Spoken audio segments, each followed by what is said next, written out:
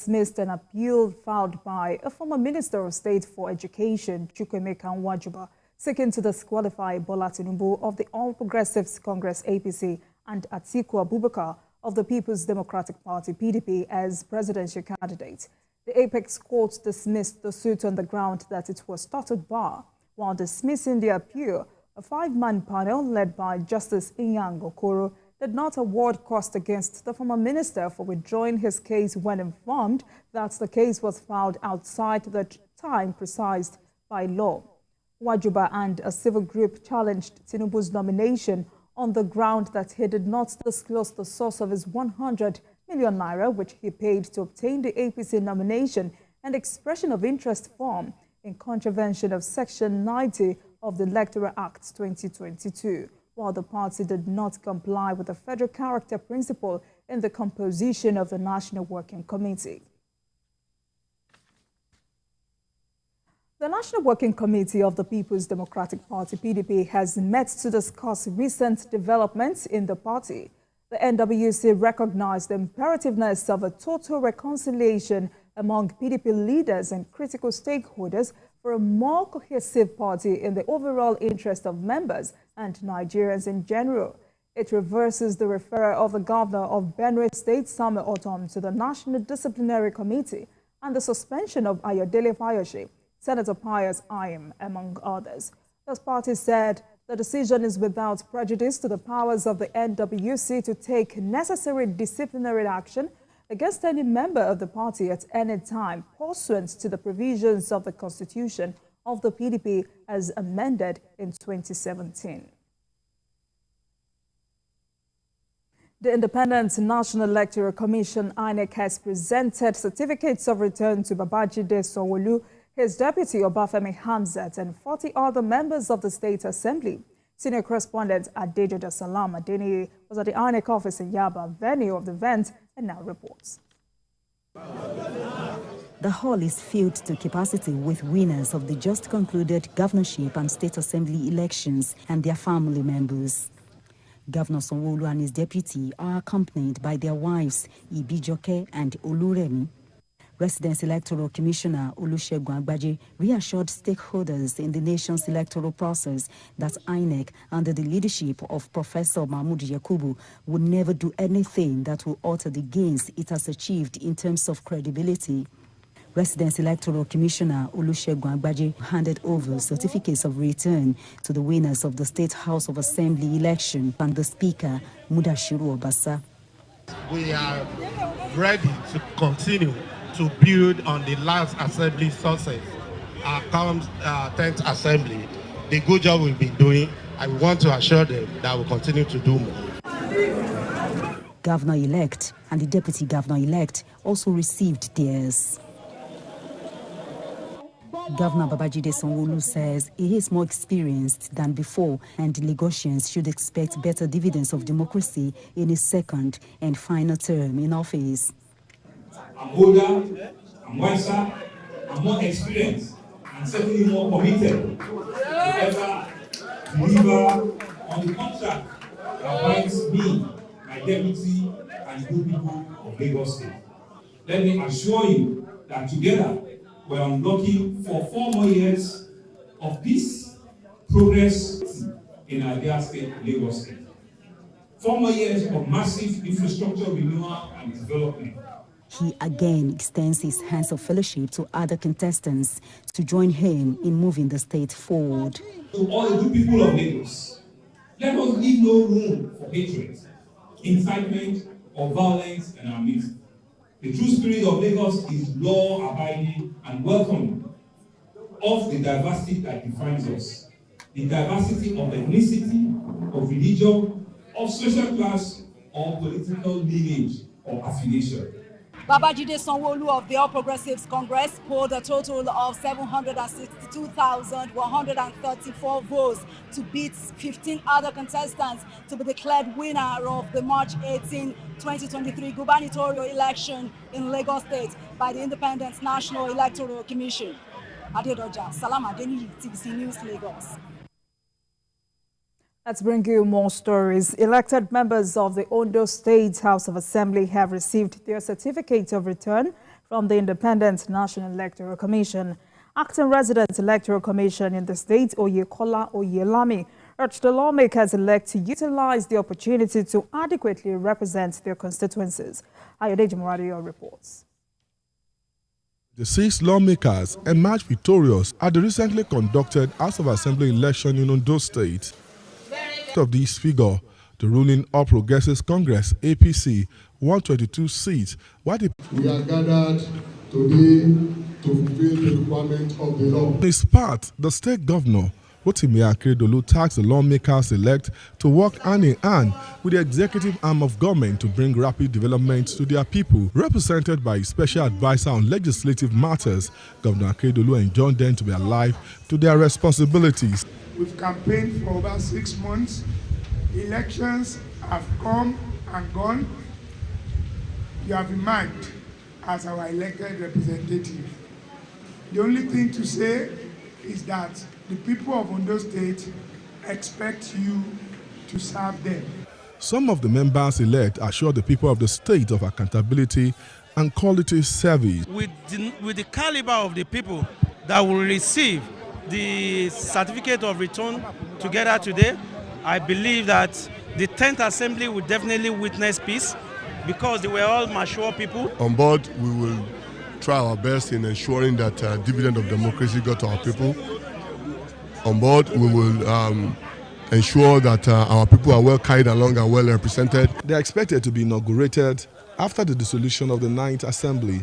Ayodeji Muradio, your TVC News, Akure. All right, let's take a short break, and when we return, it will be time to speak with our guest for today, who is the chairman of the Human and Environmental Development Agenda and co-chair of the Anti-Corruption Thematic Working Group of the Open Government Partnership in Nigeria, Larry Sura. Welcome back. You're still watching Politics Tonight, digging beyond the headlines. And now to our interview with the guest of the day. I am joined by the chairman of Human and Environmental Development Agenda, Hida Resource Center, who is also the co-chair of the Anti-Corruption Thematic Working Group of the Open Government Partnership in Nigeria, Larry Suraj, on the dangerous clamor for military takeover. Thank you very much for joining us tonight. Thank you very much for having me. All right. Now this is a major issue that concerns every Nigerian. And once again tonight, we will be looking at what this means, the possible implication, and what the security apparatus must do to ensure peace in the country. But before then, let's talk about election. The election is over and a winner has been declared. How will you describe the process? Yeah, I would want to... okay, so let's start with the election so that I don't jump the gun with your argument. So let's start with the 2023 election. And as you would want to read from unbiased, very clear assessment of the situation as it was done by the editorial of the Washington Post. The 2023 election marks a huge departure from our previous experiences with elections in Nigeria. And there's no doubting the fact that the beavers have come to rescue the pariah integrity, the pariah nature of the report and previous experiences of our election. And that has saved, the integrity of the process. And for whatever it is, no matter who is not satisfied with the outcome, there's no doubting the fact that 2023 election is a sharp departure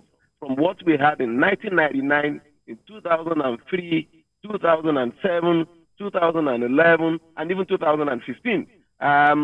What we consider as the low turnout of the 2023 election, party or any party for that instance, would have actually recorded the number of votes that came out from the South and the process of the election. If you succeed in any way at determine or influence the outcome of the process, the unfortunate situation of the delay in the uploading is what can be experienced with any technical issues and situations, like we just had with the IRF. And that is not enough in any way, like I said, to either undermine the outcome of the electoral process, because What was meant to go on the IRF portal are election results declared in polling units where all the political parties have their agents. So if you have the agents, you already have a copy of that result. What IRF was, for those who could not see it, especially the political parties, and I've reiterated that, especially for the political parties, that you don't actually need to wait for the portal on the IRF. No, I mean, it's unfortunate. I mean, which is where you have too many sore losers in Nigerian politics, because the politicians in Nigeria would just want to make politics an election a do or die affair. It is either I win or nothing. And majority of them are very insincere to themselves and many of their followers. There's no parameter, there's no check, there's no qualification that can make the 2023 election lesser in terms of performance and integrity, lesser than any previous election. I'm saying not in total. I'm not saying in total. In total is a different thing. I'm saying every single parameter that would be used to assess the 2023 elections to all the previous elections, the 2023 election stands far higher, towers far higher, over and above all the other previous elections. Now, fast forward to this time that we are. INEC has declared Tinubu as the president-elect. But why are we still having so much heat in the polity? I mean, I made that point a little earlier in my last comment. The Nigerian politicians are not just in any way exhibiting what is expected of this kind of context, the sportsmanship that is expected of them to understand the fact that, you know, in elections you have to win and you have to lose.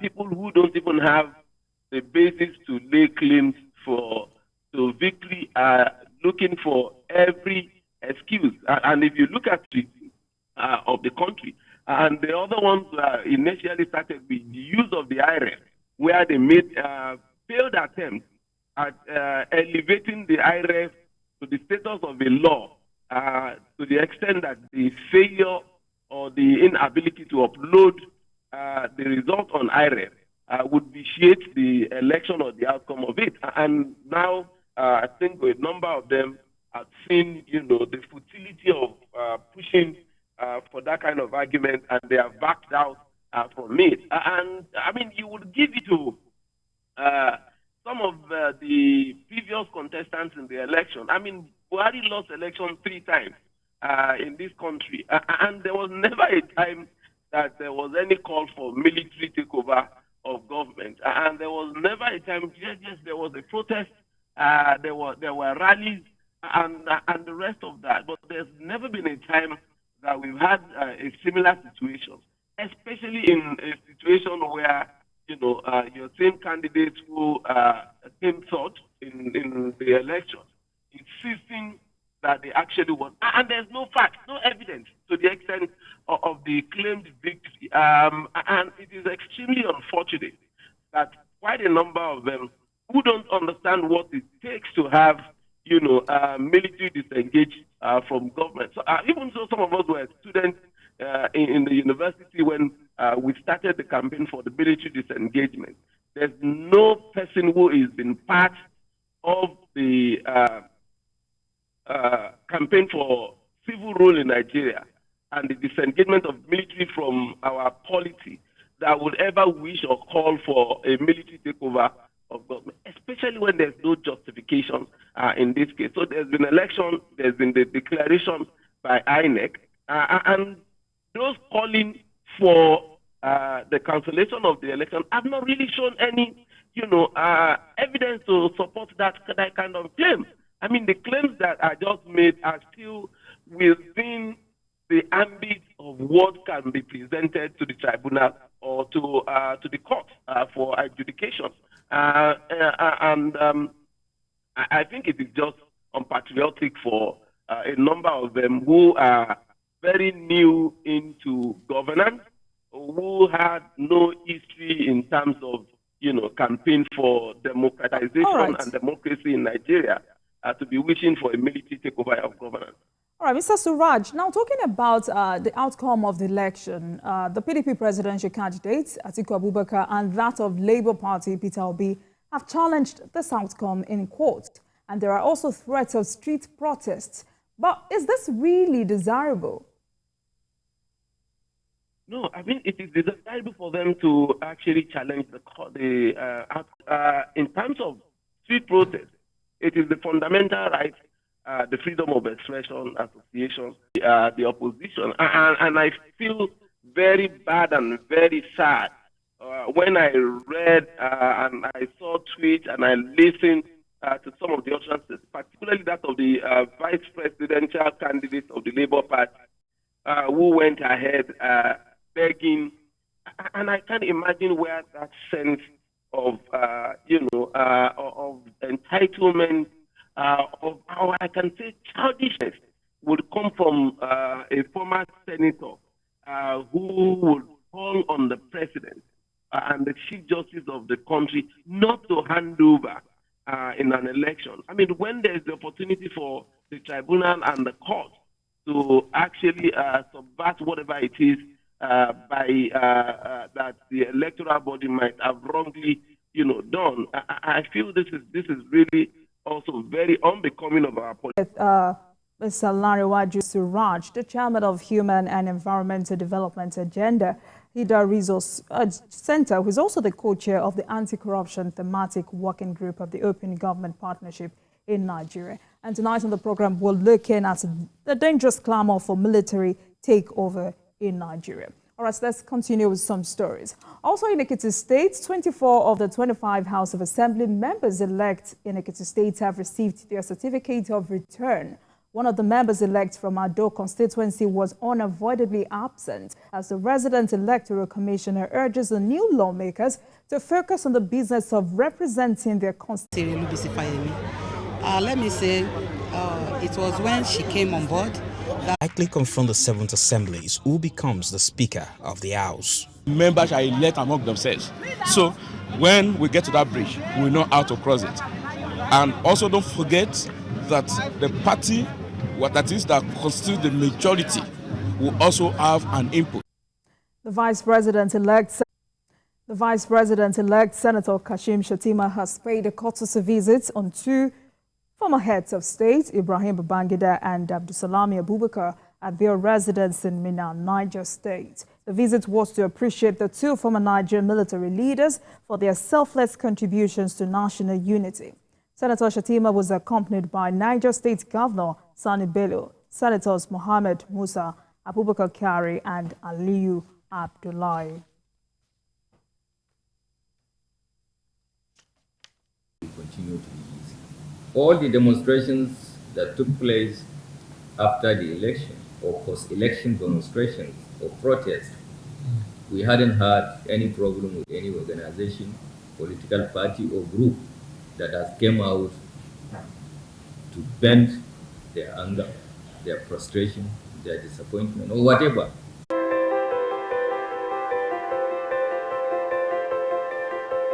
Before the inauguration of a new government on the 29th of May 2023.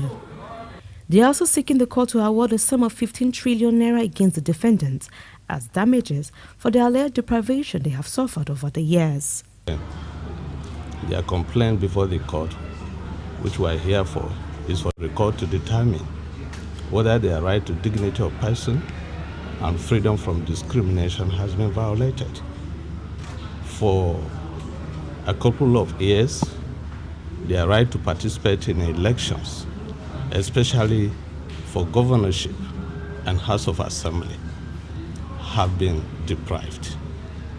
If you remember, since 1979 to date, all states in the Federation have been participating in elections for governorship and House of Assembly, except the FCT. What happens to the FCT native when every other state is carrying out gubernatorial elections and state House of Assembly? We seek to know what we are and why we are and what are we. What are we? Are we truly Nigerians? If we are, then they should spell out, because of late we came to realize that in the Supreme Court ruling as in justification to the 25% of every state quota, FCT was termed to be the 37 states. So what is different in the order of governance that FCT has no second-tier value? The National Assembly is set to play a critical role in ensuring the required legislative interventions to make the dreams of the original Abuja inhabitants a reality. Celestina Iria, TVC News, Abuja. Finance and so much more. TVC News, first with breaking news.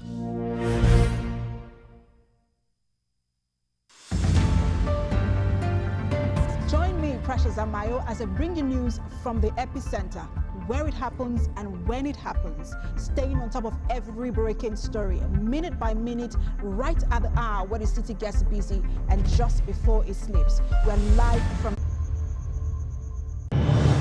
It's always a great morning on the TVC Breakfast Show. Thanks for joining us on TVC Breakfast. With the array of stories that matter and what's behind them. As you say, the first blow indicates the direction of government. Tell us what really is going on between your union and the federal government. Once it's generated, you don't use it, it's waste. We are not even sure whether we have a strategy for security. Are you saying that there was nothing wrong in that? Was he the one driving the taxi? Answer the question. Reveal your morning with all you need to know. Like the yes, just mundane lyrics. Yes. How does that fit into your scheme of events or duties right now? No chief of staff, no general has the right to call a governor to order. The governor has been elected by his people. Start your day right, because this is the breakfast show that adds to your breakfast. TVC Breakfast, weekdays at 7 a.m. only on TVC News.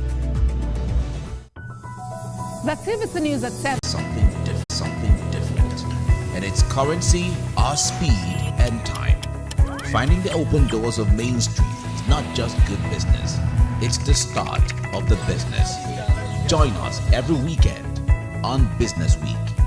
Labor lens are ensure we engage effectively the organized labor, organized private sector and government to get out of them information workers are in need of. I am Sharon Ijason, asking questions that make you get sense of the workplace.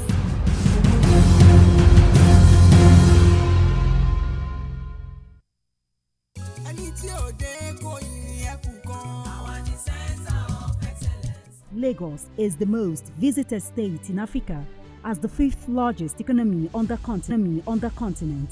Covering the state and its government is no mean feat. It's a busy beat. Live streaming of your favorite programs delivered directly to you. Watch anytime from anywhere on your mobile or smart devices. Download the TVC News app today. Available on Google Play and Apple Store.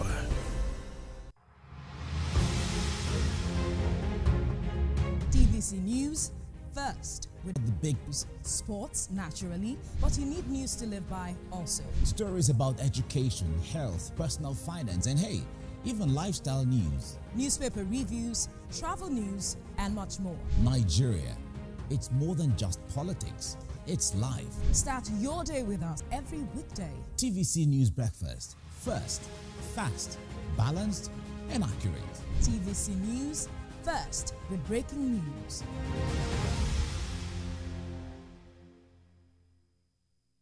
The National Assembly is a busy place. As the bastion of democracy, it is a place where bills are presented, motions debated, laws made, and the yearnings of the people are laid bare.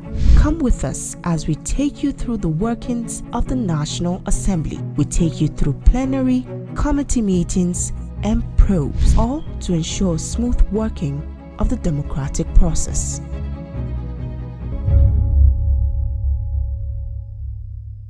So, all in favor say aye. Those against no, the ayes have it.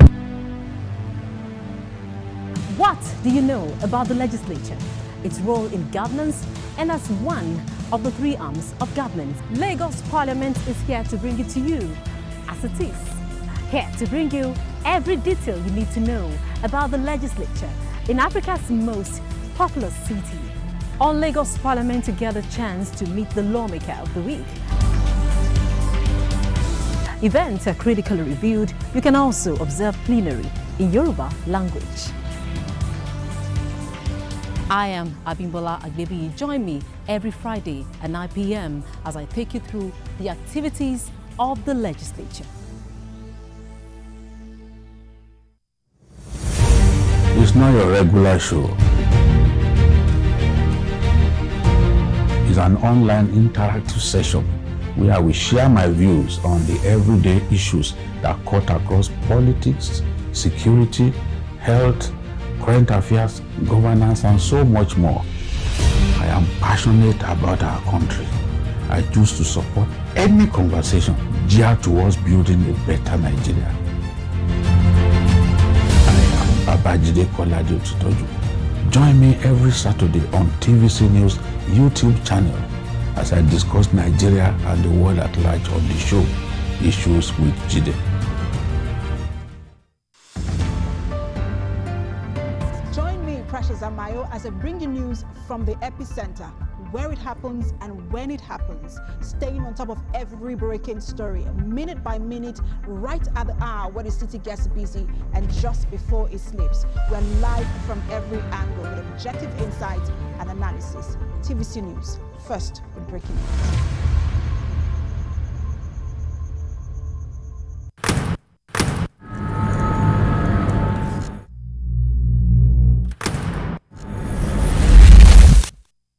Voted as the best TV station of the year.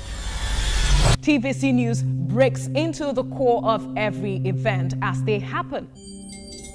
Following all nationwide big and impactful stories. We tell the news from every perspective, covering every human angle. I am Veronica, bringing you the news you would want to watch. At TVC News, wherever the big news story is happening, we're geared up to break it. TVC News, first with breaking news. Hello. What time did this happen? We will be right there.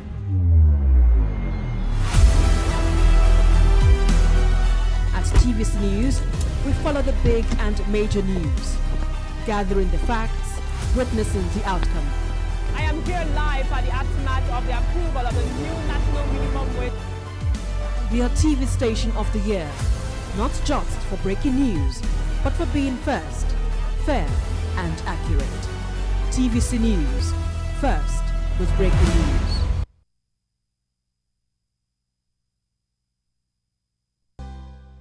Thank you very much for staying with us, and we're still getting more insight into our discussion for today, the dangerous clamor for military takeover. And like I said earlier, this is a major issue that concerns every Nigerian, and it's important for us to look at what this means and the possible implication and how we can protect our democracy. I'm now joined by Kasim Afegwa, former Commissioner for Information, Edo State. Thank you very much for joining us tonight, sir. Thank you very much for having me. All right, so like you know, some protesters went to the defense headquarters to ask for military takeover. Why do you think anyone will want military rule at this time? Well, those are the symptoms of bad losers. When Fanika Ade raised alarm about 2 or 3 weeks ago, talking about interim government, they thought he was talking rubbish. He was invited by the State Security Service, and now today, barely 3 weeks after, where the DSS itself had come out to say that they have information that some people are planning interim government. And you see, people don't understand that democracy is very enduring. It's a gradual process before it gets so entrenched in the psyche of the average citizenry. Now we fought many years to get this democracy. Bola Ahmed Tinubu was one of those frontliners, those who, fought by sheer coincidence. He's been elected as a democratically elected president-elect. And some people are still being carried away by the folly of military rule. military interregnum. These are just symptoms of bad losers. You see, everybody will want to come to the table to contest election, but they must always know at all times that it is just one winner at every point in time. So be president, be governor, senate, house of reps, it's just one person. So they must continue to imbibe that spirit of sportsmanship. Those who are going to protest in military defense headquarters and embassies and all that are being sponsored by their leaders. And these leaders are known. So it is the responsibility of the DSS to rein in these leaders and subject them to serious interrogation and questioning. Nobody should be above the law. We have gone past military rule 24 years ago, and now we have gotten democracy, even though it's still fledgling. We are happy with it. We'll be trial and error. There will be mistakes. There will be corrections and all of that. But democracy, for God's sake, free speech is what we want as a country. And that is the global norm. We can't behave like West African sub-regions, all these smaller vassal states and countries that are torpedoing their democratically elected government. Nigeria helped to restore democracy in Chad. They helped to restore democracy in Liberia, in Syria alone, and some of these other countries. Then today you are now clamoring that there should be a military takeover. These are just symptoms of bad losers. It's quite unfortunate that it's happening now. All right, so according to DSS, the planners have held several meetings, and it has also said these are unnamed key players. So are you on the side of those asking that the names of these key players be made public? I think it's good for us to know, in clear terms, who are the enemies of democracy. It is not a thing you should hide. You should hide and think that you are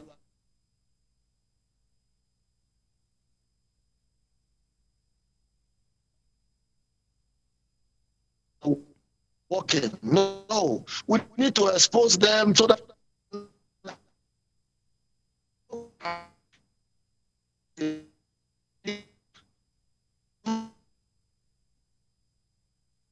people died in the process of fighting for it. People were arrested. People were detained. People went and, they served so many years in prison and all of that. 24 years on, you're asking for military rule again.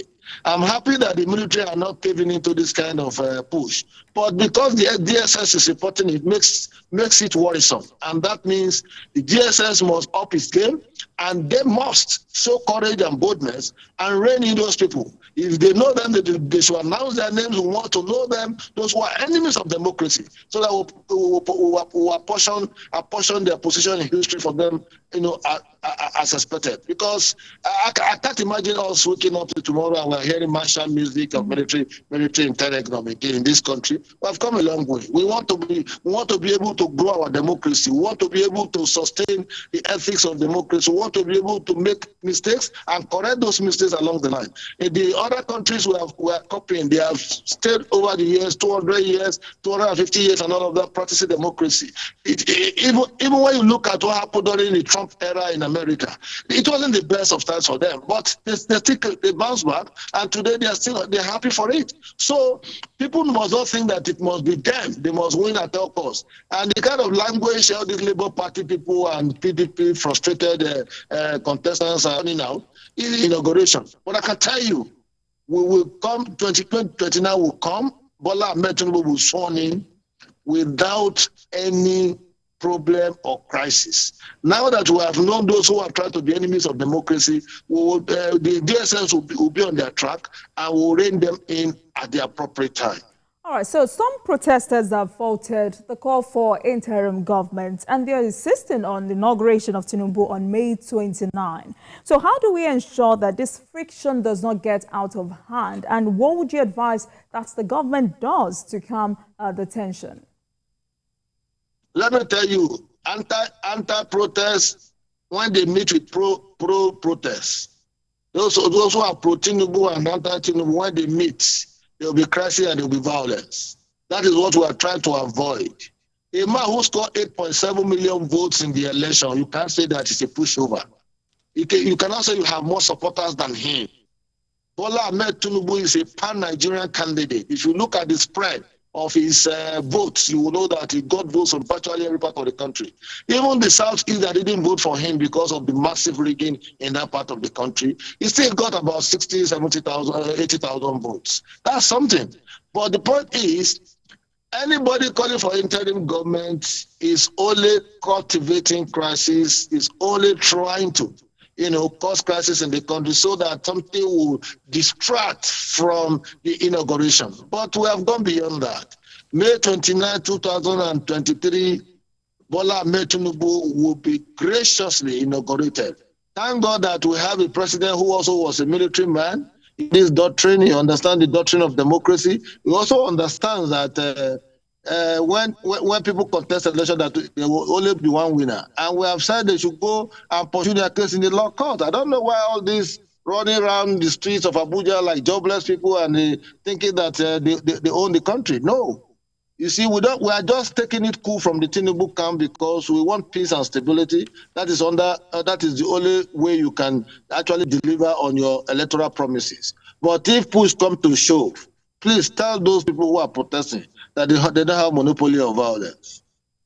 All right, you've been examining the dangerous clamor for military takeover with the former Commissioner for Information in Ondo State, Mr. Kasim Afegba. I must say a very, very big thank you to you for coming on Politics Tonight. Thank you very much. Thank you very much. Please say no to interim government. It's unconstitutional. It's evil. It's devilish. And those who are doing it, they are the bad losers. Those who don't want to accept that they were defeated in this last election. APC. And thank you very much for watching. That marks the end of today's episode of Politics Tonight. But the conversation continues from here. Get in touch with us on Twitter at TVCNewsNG and at Olajumoke using the hashtag Politics Tonight. We are also on YouTube at youtube.com/TVC News Nigeria. Join us for the repeat episode at midnight and tomorrow for another edition of Politics Tonight, digging beyond the headlines. I am Olajumoke Olatunji. Goodbye.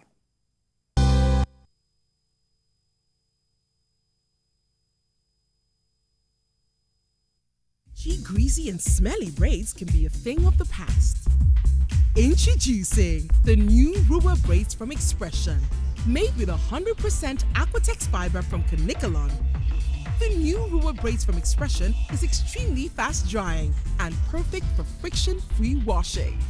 Stay dry this season with the new Ruwa braids from Expression. Now available in pre-stretch and regular braid variants and in beauty shops near you.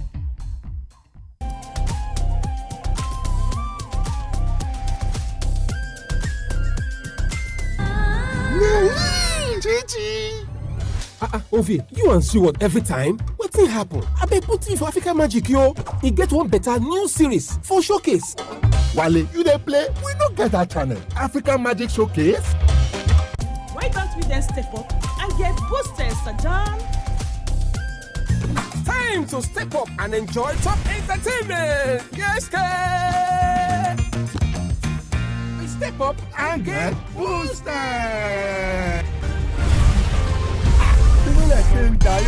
Yeah, bro.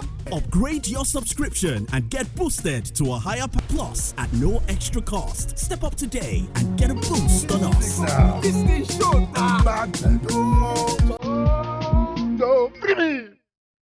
Ramadan, the 9th month in the Islamic calendar, is here again. This is a wonderful time to learn more about Islam and give to the cause of Allah. It's also a time when extra emphasis is on charity and good neighborliness.